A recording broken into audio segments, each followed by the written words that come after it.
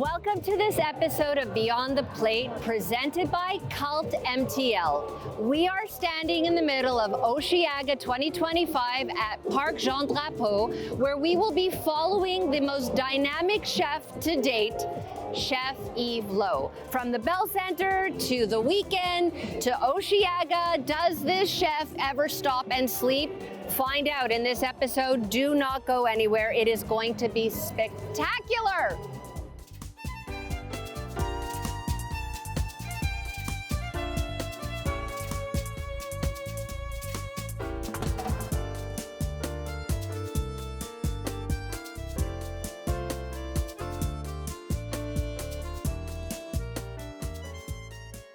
Can you describe to me what Osheaga means to you and your team? What happens for those who have never experienced a concert like this, what your role is and what the team is doing throughout the concert experience? We're live. I mean, anything can happen. Sorry, everybody, but this is the real deal. We are in the VIP section of what will be filled to the rim with Osheaga VIP. So just like enjoy this moment of raw.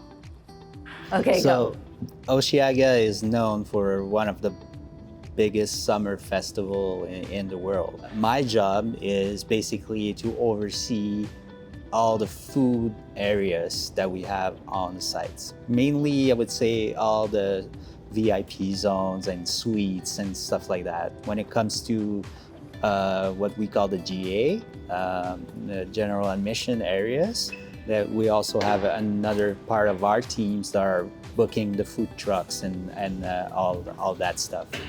Can you tell me a little bit about who are some of the restaurants and chefs that are set up during Osheaga? So every year we try to do like rotations.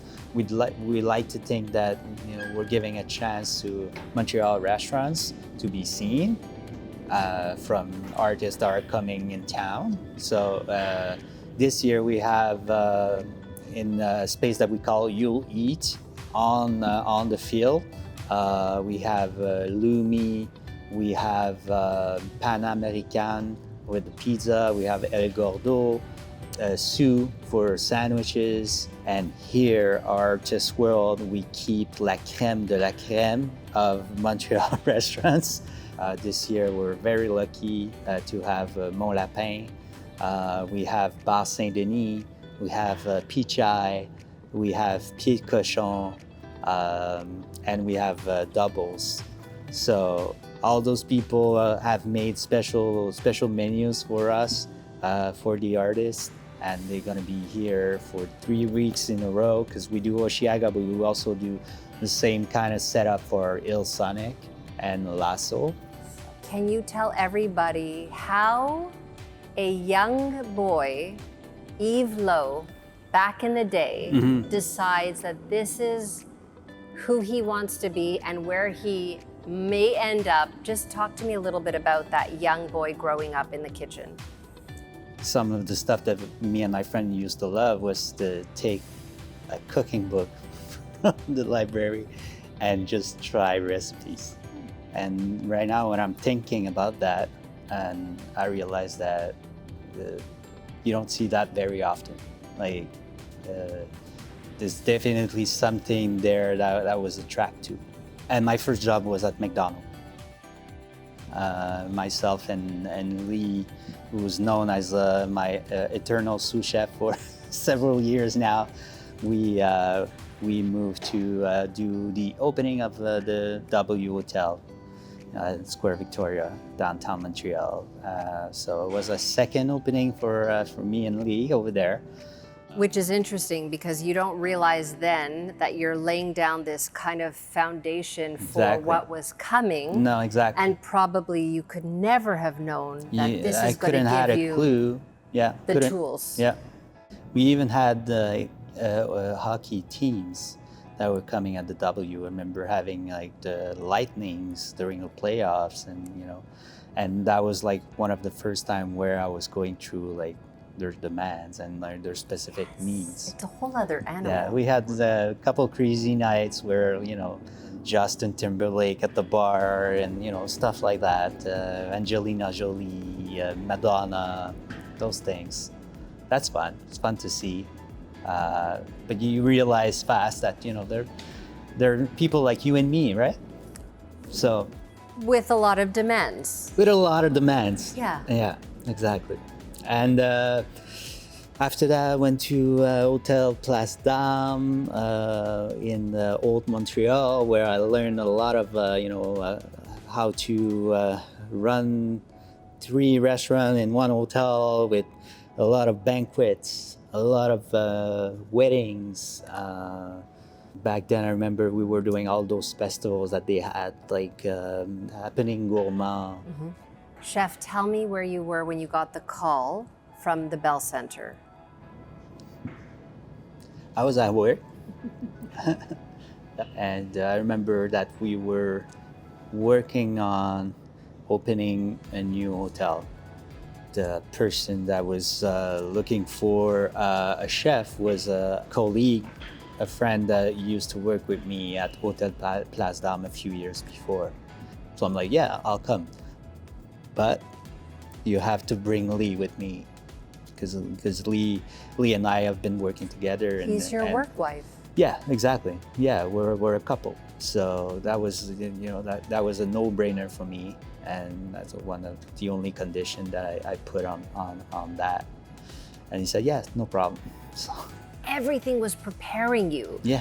For this moment and how beautiful life is and these little gifts, because the day comes, you're like, what is this all for? Yeah. And then you end up at the Bell Center and you're in charge of this mega monster machine. Right. But you've had all the conditioning and tools along the way. And more than that, I would say that even at the Bell Center, I was still collecting nuggets. It took, maybe 7-8 years. And the Bell Center, after I experienced that tour with you, there's how many restaurants at the Bell Center? So it's hard to say, but I would say somewhere around 5 to 6 at the moment, and more to come. Yeah, you're running all those restaurants. Obviously, with, of course, a team. With so many people around me, and Yes. that's what I always like to make sure that I focus on those people, because they're amazing. Some of them have been with us for like 20 years, and you know, they're here every morning at 7, ready to go. Let's go, chef. What do we have next today? You know? Yes. And you need those people. But very important. You're saying hi to everyone. You know every single person by name that we walked and saw on the grounds. It's just such a testament to who you are as a person. I think you're a natural born leader. The little boy in you, where does he get the most excited? Is a hockey game with the Habs the thing, or is it the Bono coming on stage? Is it Celine Dion? Is it like, where does the little boy in you go screaming excited?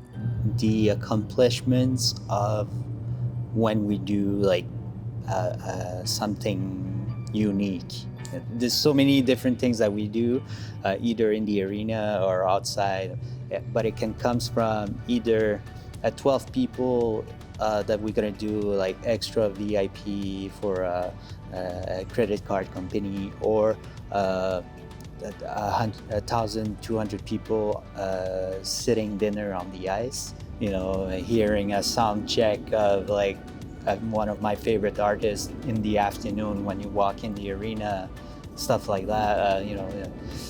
While the team is in playoffs, I get the chance to, you know, cheer up when they score, obviously, you know, because I'm in one of those VIP suites where like doing a carving station or stuff like that.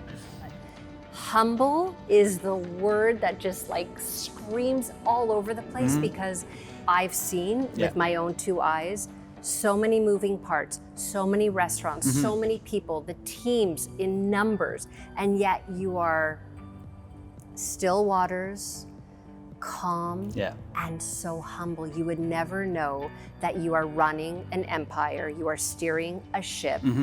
You're just incredible, and I feel grateful that you took the time out to sit with me, learning about you and considering hopefully that you are now part of my Beyond the Plate family and a dear friend. I'm honored. You are such a delight, so thank you. Thank you. Much appreciated. Thank you for the invitation.